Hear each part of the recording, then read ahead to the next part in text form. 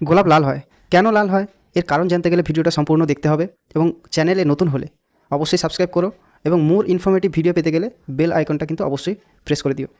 গোলাপ লাল হওয়ার জন্য যে কেমিক্যাল কম্পাউন্ড বা রাসায়নিক দ্রব্যটি দায়ী তা হলো একটি রঞ্জক পদার্থ বা পিগমেন্ট বলে থাকি, তার নাম হলো অ্যান্থোসায়ানিন।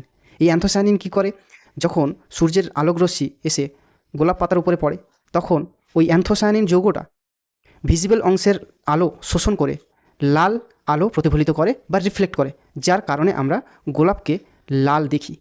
এবার তোমরা বলতেই পারো যে গোলাপ তো শুধু লাল রঙের হয় না, গোলাপ গোলাপি, সাদা, হলুদ এই রঙের হয়ে থাকে। তো তার জন্য কী কারণ? তার জন্য বেশ কিছু কারণ আছে। তো এই কারণগুলো কী কী? এক হলো সেলুলার এনভায়রনমেন্ট, দুই হচ্ছে পিএইচ এবং অ্যান্থোসায়ানিনের পরিমাণের উপর কিন্তু এই রঙগুলো বিভিন্ন হয়ে থাকে। যেমন আমরা এক্সাম্পল হিসেবে যদি নিই যে গোলাপি গোলাপ এবং লাল গোলাপের মধ্যে কিন্তু অ্যান্থোসায়ানিনের পরিমাণ কিন্তু বেশি আছে।